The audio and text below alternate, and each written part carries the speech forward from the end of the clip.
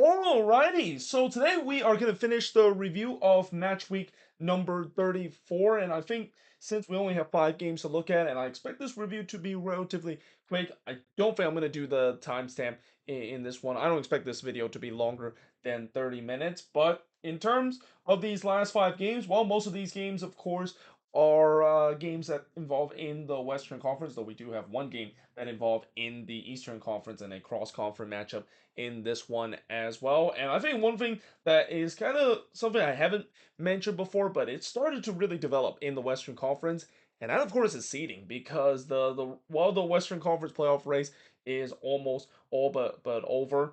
When you look at the seeding itself, I mean, there's a lot of jockeying position in terms of the seeding in the West right now. Now, that being said, let's actually first look at the last Eastern Conference matchup I'm going to review in this match week, which is Nashville and FC Cincinnati. Now, there's no doubt that Cincinnati is very upset about a certain call that gone against them in this one, and I don't blame them. I mean, I think that was the wrong call, and again, this late into the season, you just don't want to see these kind of situation where you see controversial call that could cost teams points that can really play a big compression in terms of late in the game because Cincinnati know that they need to keep winning if they want to remain that second position, and it's key for Cincinnati to get that second position because if Columbus overtake them in that second position, and depending on how the playoffs will play out, there could be a matchup that is a Hell is Real derby, and that game is going to be taking place at Lower Dock Field. And while Cincinnati has been able to do well against Columbus, or at least in the last game at Lower Dog Field. I mean, I don't know if you necessarily want to play as a Hell is Real derby against Columbus at Lower Dog Field. Now, early on though, Nashville actually took the lead just 5 minutes in. It's Sam Surridge. So all of a sudden, Sam Surridge has been red hot lately. I mean, this is a guy that has been really hot and cold ever since he's been with Nashville. It is pretty clear that he is red hot right now. He scored here from Washington and Perez to give Nashville a 1-0 lead. That also was the first shot of the game as well. In fact, the second shot of the game also into the back end. It was the first shot for Cincinnati as Lucho Acosta would score from Oriano and Santos to tie the game up at one apiece. I don't remember last time I've seen a game where the first shot for both of these teams and it's in the back of net, and it's not even early too. I mean, it's between a 10-minute spell. Al Wazim then looked for another, but he missed high on the header. But then in the 25th minute, Sam Surridge would score again. This time he scored from Mukta to make it 2-1 in favor of Nashville. Nashville played really well, at least in the beginning of this game, and then they kind of pack it up late in this game as well. Started to go on a very Gary Smith kind of level of soccer to get these valuable points to keep themselves in the playoff race. Kubo did look to respond, but he puts it right to Villas before he missed high from long range in the 32nd minute since he was pressing back to get the equalizer. Perez then missed an absolute free header from close range. Yeah, that is one that Josh Perez would want to have back. Robinson then missed a free header himself from close in the 38th minute, and then Giacchini would score to make it 2-2 in this game, and it looked like it was. And then a very late flag was raised for this. And when I mean very late, I mean literally about 10 seconds after the goal is being scored. That is probably the latest flag I've ever seen that is being held, and I don't understand why did they decided to delay for that long, because you can always go to VAR to check to see if this goal should probably be disallowed. And what's even more shocking in the terms of this moment, and again, this is the controversial moment of the match, they didn't even go to VAR in this. And again, I don't want to once again beat the dead horse in terms of controversial call and how in these kind of moments, the fact that the referee didn't even go to VAR to look at it, and on the replay, I don't see anything wrong in terms of being offside. There's nobody I can see like I think on the first look,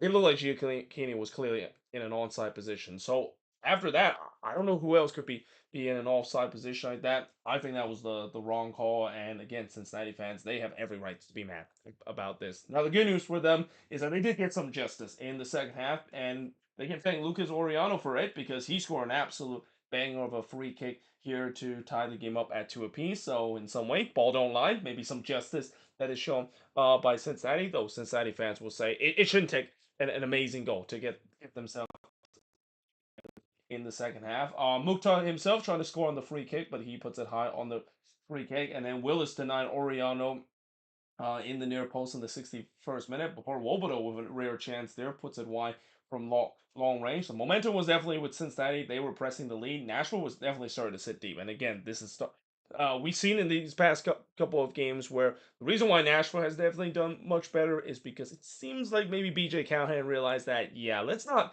kind of just implement my style play because it clearly is not working when he decided to do so. He decided to go back, kind of what Gary Smith make this team relatively successful, at least doing all his time with Nashville early on, and that is a team that is compact and difficult to break down. Though Willis did deny Kelsey in the near post, and that was it. I mean, for the last 12 minutes, Nashville did a good job in terms of really just shutting things down, not allowing Cincinnati any chances to get the lead. And in the end, it ends in a 2-2 draw on this one. Shots in this one, 14 shots with a 7 that Nashville has, 2 shots on goal with a 5 that Cincinnati has, 5 shots off target with a 2 that Nashville has, 2 shots that was blocked with a 3 that Cincinnati has, and possession wise, 65% possession compared to 35% possession that Nashville has. Normally, I say the team that drop points at home, they'll be a little bit disappointed, but I think Nashville would take this, and that against a good opponent like Cincinnati, they did a really good job, at least for the most part in the second half, shutting things down. But again, for Cincinnati, I don't blame them for getting very upset. The fact that they feel like they got robbed of a win, and again, it's just so unfortunate, and just it's almost kind of tiring to once again talk about these blown calls that especially now late in the season. Let's just hope it doesn't come back to haunt Cincinnati in a big way where they probably should have won if that goal would have counted, and probably would have won this one free too, on top of the Lucas Oriano golazo on the free kick. Now, moving on, in terms of the next match, is Colorado and Toronto FC. So, yeah, Toronto, they are definitely reeling a little bit. And again, it's not a big surprise because, they're in one of the toughest stretch of their schedule. And, yeah, they're probably very happy the fact that before this tough stretch of the schedule that they at least built themselves a little bit of buffer in terms of the standings, because, yeah, they are definitely kind of struggling against these really good team, and that was the case in this game against the Colorado Rapids. Early on, though, Navarro would have a shot that was clear off the line by O'Neal, and then Abubakar would put it wide on the header, as I thought the Rapids were on the front foot. They were looking for the opening goal. There was then a scramble in the Colorado box, which ends up with Deva Flores puts it wide, so yeah, the Rapids kind of got away with one there. That was some nervy defending there from the home team. Before Owusu would miss wide on the redirect, TFC I thought started to get into this game. They were looking to try to get the opening goal. Johnson would then deny Bassett, but this Mihajlovic had a chance on the second ever. He was trying to dink it over Johnson. That's kind of uncharacteristic in terms of someone trying to get on the rebound, trying to dink it over the goalkeeper. And to be fair, it almost worked out. Johnson just about saving this one before the ball crossed the line. We then go for a period where not much really happened. Yappy would then hits one right to Johnson, but we do head to halftime with the score scoreless in this game. In the second half, it didn't stay scoreless for long, as in the 52nd minute, Reggie Cannon, welcome back to MLS and welcome back on the score sheet as he scored his first goal for the Rapids from Yappy and Mihajlovic. I think this is his debut for the Colorado Rapids, so what a dream debut that has to be, scoring on your debut and on your return to MLS. Flores did try to respond, but he missed wide there before Yappy just missed wide on an outstretched leg. Johnson then denied Yappy in the front post. The Rapids were definitely pressing for the crucial second goal to kill this game off. Thompson would then puts it high from long range, and then Johnson, or actually, I'm sorry, Stefan would deny Larea from close range. Johnson obviously didn't deny his own player there. And then Benedeski had a free kick that was palmed away by Stefan. Toronto started to press to try to get the equalizer in this one as well. But unfortunately, in the 89th minute, a penalty was given to Colorado as Mbika brought down Yappy in the box, which allowed Mihajlovic a chance to put this game to bed. And he does. So, yeah, that made it 2-0. That would also be the final score of this game. Shots in this one, 17 shots with 11 that Toronto has, 9 shots on York with the 2 that TFC had, 3 shots off target with a 5 that TFC had, 2 shots on blocked with a 5 that Colorado has, and possession-wise, 52% possession compared to 48% possession that TFC has in this game. And with this win, Colorado is now up to third. I think they have now officially clinched a playoff spot as well, and they're not that far away from being in second position as well. But yeah, there's no doubt that this is a Rapids team that I think we gotta start to have some serious discussion that the Rapids might be a contender in the Western Conference. I mean, they have been red hot ever since this incredible Leeds Cup run that they had, and there's no doubt that if they continue this hot streak, I mean, we talked about before when teams are coming into the playoff hot, they're gonna catch that hot streak into the playoffs as well, and you can maybe even make a discussion that Chris Armas might be a Coach of the Year candidate. Imagine not saying that in the year of 2024. Imagine saying that in the beginning of the season that Chris Armas, a very unpopular hire from the Colorado Rapids, and now he's going to be a Coach of the Year candidate. This feels like very similar to what we saw last season with Ben Olsen, of course, decided to hire an unpopular hire, and then it only turns out to be a juggernaut, which kind of makes you think for these teams that basically decide to hire a new head coach. Maybe they will decide to go for an unpopular hire, and then maybe it will work out. Now, obviously, that it doesn't guarantee that of course would work out every single time, and it's not going to make the fan base very happy. But this also kind of just shows you that us fans, whenever a head coach is being hired, you don't want to draw conclusions straight away because who knows, maybe he would work some magic to get the team to do very well. And I'll tell you what, Chris Armas has done a really good job uh, with the Rapids, and definitely could potentially be in contention for Coach of the Year if they continue to go on this good run that they had. But for Toronto, yeah, they desperately need to win some games because yeah, you do not want to go for a losing streak, especially with a lot of team below the red line that is very licking their chops and looking to try to take Toronto's spot away from those two wild card spot that is still up for grabs in the Eastern Conference playoff race. But now moving on, we got RSL versus Toronto FC, and I gotta say, for RSL, they have no one to blame but themselves for dropping points in this game. They absolutely should have won this game against the Timbers. They were the better team in this one, and then just kind of lapse of concentration in this game, and it cost them three vital points in this game. Now, early on, the first shot of the game did see Santos hits it right to beat Beavers before in the 10th minute of stoppage time. Marichik, actually, did I say Santos? I meant Anthony. That's actually his last name though. There's no Santos in this Portland team. In fact, I actually also wrote the wrong team name here. Just realized I put TFC on the name. So let me just change that real quick. Sorry, Timbers fans. In terms of that, they're obviously not Toronto FC, that is, but in the 10th minute, Marichik would score his first career MLS goal from RSL as he scored here from Julio and Catranes. And this was the night for the new signings for RSL. They definitely made a big impact in the scoring chart as well. And won't be the last time we'd see an RSL player scoring their first career MLS goal in this game as well. Crepeau then denied Marichik of his second career MLS goal from close before Julio puts it over from close. It was all RSL up to this point. It looked like RSL was going to run away with this one, pressing for the second goal, and they do. As in the 22nd minute, Luna would score to make it 2-0 in favor of RSL. Originally, this was rule offside, but VAR overruled the original offside decision, and yeah, it was not a great moment there from the Timbers and that back line, even Maxime Crepeau as well. Just kind of an egg on face moment for the Timbers with some miscommunication at the back that result Crepeau kind of palmed it straight into the path of Diego Luna. Luna basically said, "Thank you very much. I'm going to hit it into the empty net." And yeah, RSL was running away with this early on. Evander did look to respond, but he puts it wide from long range in the 45th minute. We do head to halftime with RSL comfortably leading 2-0 in this game. In the second half, pretty much the same thing. Julio puts it wide from long range, and then he puts it wide from close in the 55th minute. Again, up to this point, you wouldn't have guessed that the Timbers had any shot of coming back from this. RSL just basically picked up where they left off. But despite they were looking for the third goal, Timbers equalize. As in the 62nd minute, Anthony would tie or not ties the game, but at least get one back for the Timbers in this one.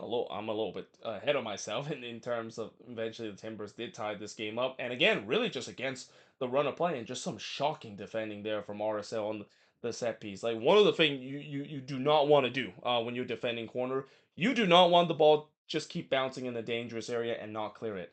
RSL didn't clear it. It fall to Anthony. He puts it in, and yeah, there was light for the Portland Timbers up to this point where they kind of had no business in terms of being in this game up to this point. Though Arango did look to respond, but he missed wide in the 66th minute before Ojeda puts it wide from long range. RSL was pressing back to look to restore that two-goal lead, but instead, in the 76th minute, Evander would strike again. And honestly, I think there's definitely some serious conversation right now. The Evander could be throwing his hat in the MVP candidate race because he has been just incredible in this second half of the season, having a very MVP level kind of season and really kind of vintage Evander too. We talk about who is probably the most lethal and probably the best free kick taker in the league. I mean, you could argue maybe Lucas Oriano scoring that amazing goal, and even Lucho Acosta with his delivery. But in terms of just a free kick goal scored, you got to put Evander right up that list. I mean, every time when Evander takes a free kick, it's gonna be very close, if not going into the back net, and he did it again. I mean, from a long range out, you would have not guessed that any player would try to have the audacity to hit that. Not Evander though. That's in Evander range. He absolutely blasts that one in the long range. I actually hit that one off the post and in it as well, even better as well, just completely unsavable. And yeah, just like that, the Timbers again, they have no business being in this game. They tied the game up at two apiece because of a moment of genius. In the 89th minute, Vera did look to try to chip Crapo, but missed just wide as Porter completely fell asleep on the quick free kick. So speaking of amazing free kick goal, this was almost an amazing free kick goal from Brian Vera and or not Brian Vera, I'm sorry, Mateus Vera. That is, there's no Brian Vera on this RSL team, and that yeah, that the Timbers got away with one there, but they didn't get away with this moment in the 90th minute as Gonzalez would score his first career MLS goal from Arango and Brody to give RSL a 3-2 lead. So yeah, that's 3 points for RSL, right? However, in the second minute of stoppage time, and I like how I say however because we saw another however moment in the announcement of the VAR here as well. But yeah, here Capacito Rodriguez would score from Araujo and Anthony, or was it is it Araujo, depending on how you pronounce it. But yeah, that ties the game up at 3 apiece, and yeah, RSL just commit the cardinal sins of getting caught when you're the most vulnerable. I mean, there's a reason why there's the old saying, you're always the most vulnerable when you just score a goal. RSL didn't get that message. They paid the ultimate price, and yeah, in the end, the Timbers, I really feel they stole a point out of this game. Again, I don't think they had any business of getting anything out of this one. RSL was by far the better team in this game. Shots in this one, 18 shots per the 9 that the Timbers had, 5 shots on goal for the 4 that RSL had, 2 shots off target for the 5 that RSL had, 9 shots that was blocked for the 1 that the Timbers had, and possession-wise, 52% possession compared to 48% possession that the Timbers has in this game. And despite the fact that RSL does maintain that second position, this absolutely feel like a loss for them. Like you cannot have these kind of games, and this is why as much as RSL is currently second in the standings, I don't think a lot of people, and even myself, are really high on them when they get into the playoffs. They have not played well for the past couple of weeks, and even in these last month or so. And when you head into the playoffs and you don't play relatively well, or you're inconsistent, it doesn't matter where you are in the standings. That is a huge alarm bell that could be ringing. And for a team that looked like could be an MLS Cup contender in the beginning of the year, this will be very disappointing if they don't at least make it a deep run. And again, having one of the best team that they ever had, and it seems like it could be an early exit again if they don't sort out these kind of moments of dropping points at home and putting these inconsistent performance. Now, moving on in terms of the next match is the Galaxy and the Vancouver Whitecaps, and I gotta say, that game that the Galaxy play against the Timbers. If you thought that they would crumble in the next game, oh, you were wrong because yeah, this game is of course at Dignity Health Sports Park. You know what happened when the Galaxy are playing at Dignity Health Sports Park? They're absolutely unstoppable. They have not lost a single game this season at Dignity Health Sports Park, and in this game they play a very Galaxy game against the Vancouver Whitecaps. Now early on, Huboni would put it wide from close range before Shoop would have a shot that was deflected wide. I thought the Whitecaps looked like they were the better team early in this one, as the Galaxy, they actually didn't start on time in this one as well. Though eventually they did get into this game. Peck would hit one right to Taco Cup before Pooch would miss wide from close range. Galaxy definitely have woke up. They were looking to trying to get the opening goal, and they do in the 32nd minute as Gabriel Peck would score to give the Galaxy a 1-0 lead. He looked for another just a couple of minutes later, but he puts this one that was actually denied by Takaoka in the 44th minute. But we do head to halftime with the Galaxy leading 1-0. In the second half, Ocampo would put some wide from close for the Whitecaps, but in the 50th minute, an unfortunate own goal here from Sebastian Berhalter, but it came off of a classic Galaxy counter. Like when you allow the Galaxy to hit on you on the counter attack like that, you better get out of the way because they're most likely gonna score a goal and finish that counter opportunity. Painso then just missed wide on the curler before he puts it over from long range in the 57th minute. Peck then hits it right to Takoka, as I thought the Galaxy was feeling it. They were looking to try to get that third goal, but instead, in the 63rd minute, Vancouver was given a lifeline there as Brian White would score from Ryan Goal to make it 3-1 in, or yeah, is it 3-1? No, 2-1 up to this point. Tell you what, it's been a while since I've seen the White and Goal connection. Part of that is because Brian White was out for injuries for a bit, but always great to see if you're a Whitecaps fan seeing that combination, such a deadly combination between both White and Goal, and again, really kind of against the run of play because it looked like the Galaxy was rolling up to this point. But to the Galaxy credit, that didn't really rattle them because in the 69th minute, nice.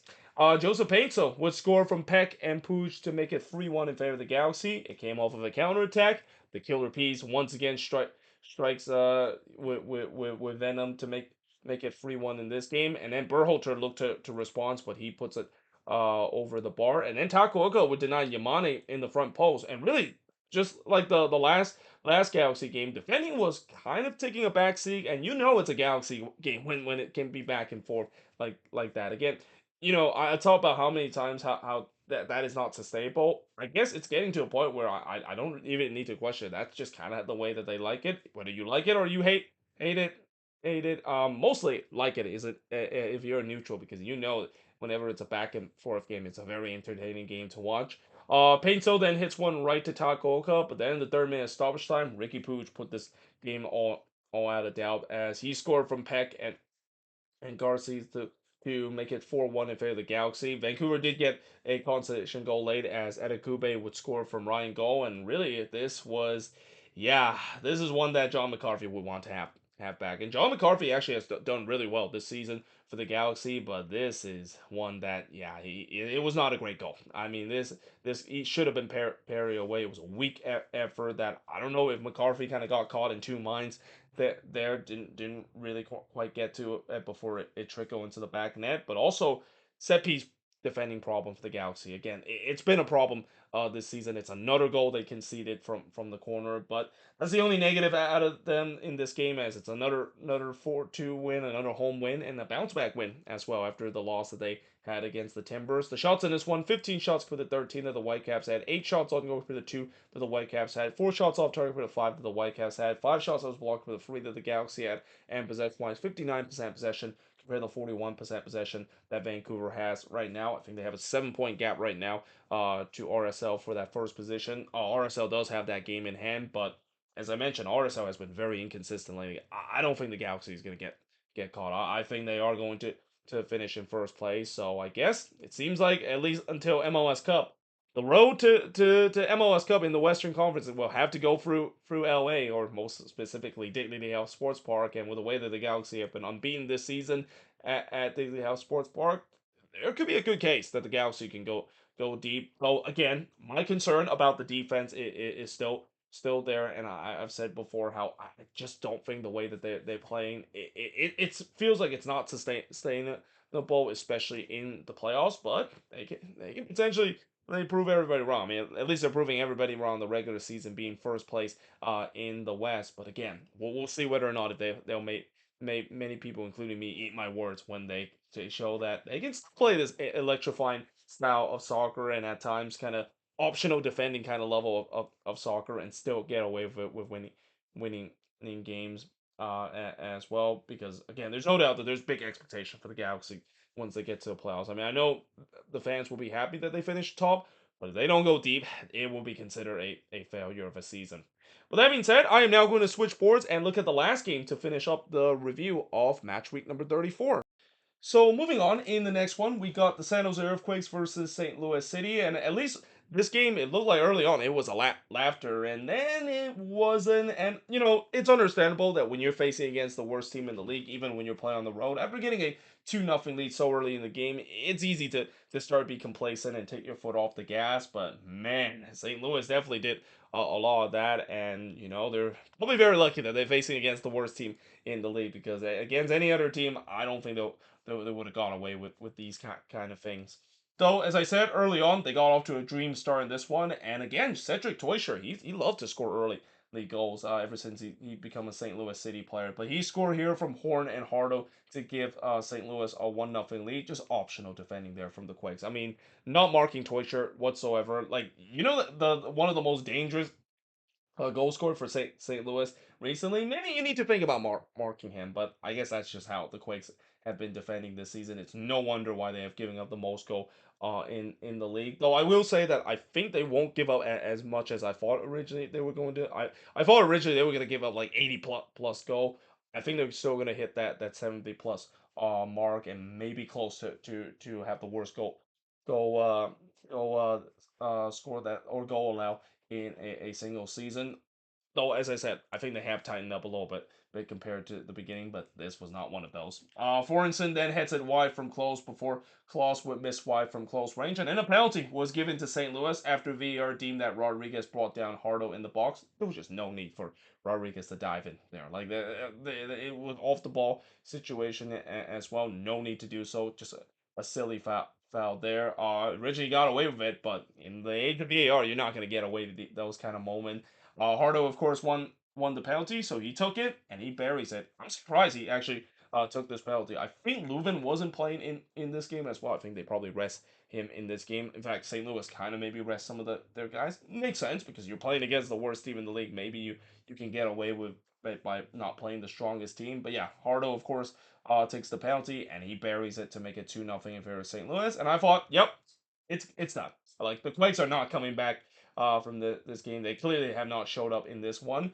But to their credit, they kind of eventually did. Berkey then denied Lopez, as that was the Quakes' first shot. I mean, it took 27 minutes before the Quakes got their first shot. That just kind of sums up how slow of a start this was for the Quakes. Before Grazo puts it over from long range, Rodriguez then hits it right to Berkey. And again, maybe this is not over for the Quakes because they were pressing one back. St. Louis was being way too complacent for their liking, and they were punished in the 40th minute as Ibobosit, on the back of sustained pressure, would score from a capo to get one back for the Quakes, and it was a lovely build up there from the Quakes as well. But again, St. Louis paying the price for kind of putting their foot off the gas way too early since going up 2-0 in the first 12 minutes of this game. Lopez then tried to ties it up, but he flashed one wide from long range. But we do head to halftime with St. Louis leading 2-1. In the second half, Costa would head it wide from the corner. We then go for a long period where not much really happened, and that has to be good news for St. Louis because they were giving up way too many chances near the back end of the first half. They looked like they tightened up and were looking for a win. Though in the 70th minute, that leaky defense started to show. Skahan would hits the side inning from close before Grazo puts it high from long range. Espinoza then hits one right to Berkey. St. Louis, again, they got to wake up again because they were leaking chances for the Quakes. They were allowing the Quakes to get themselves the equalizer. And again, the Quakes were pressing hard to try to get that late equalizer. Though Betcher had a chance to put this game away, but he puts it wide from close range. Very quiet night this was for Simon Betcher. He did not get a lot of involvement in this game as well, but it didn't matter because in the end, St. Louis, they get a win in this one. Again, I don't think they're gonna make the playoffs. I think they're way too far away from getting up to close to being challenging Minnesota for that last spot. But at least there are some positive to take out near the end of the season. And again, these signings that they made it this summer, they made it way too late. If they made it a little sooner, I think this team would have still been in contention to make it to the playoffs. They definitely have played much better in the second half of the season compared to the disastrous start that they had in the first half of the season. Shots in this one, 16 shots for the 8 that St. Louis had, 2 shots on goal for the 5 that the Quakes had, 4 shots off target for the 3 that St. Louis had, 2 shots on blocked for the 5 that the Quakes had, and possession-wise, 54% possession compared to 46% possession St. Louis has in this game. And I'm planning to either make the moving forward series about the Quakes either tonight or tomorrow. Most likely it's gonna be tomorrow, depending on if I have enough time later tonight. But yeah, definitely we'll be making an episode of the moving forward series, the first one of the season tomorrow, and then potentially making the second one because Sporting KC also got eliminated from playoff contention this weekend. But there you have it. That is pretty much it in terms of looking at all of these games from match week number 34. As always, let me know in the comments below what do you think these five remaining games to finish up the review for match week number 34. We got a U.S. Open Cup game on Wednesday and also a Confidence Cup, so I'm going to do two separate uh, review in terms of those games as well before we're going to be back with the weekend's action. And as I said in the last video as well, I am going to be starting to go on a week-long holiday down in Miami, and I'll actually be attending one of the Inter Miami game between Charlotte. So I'm very excited to finally see Messi and friends in person as well. And again, knock on wood, hopefully that would be the case as well. But either way, hope you guys enjoyed this video. If you do, make sure you like, smash the subscribe button. And again, the next couple of review, we're back to basically doing review from the hotel. So if you like those kind of type of review, then I have a good news for you because that's probably going to be how it looks at least in these next couple of review before I return home in the first week of October. But either way, hope you guys enjoyed this video. If you do, make sure you like, smash the subscribe button, and yeah, I of course will see you guys next time.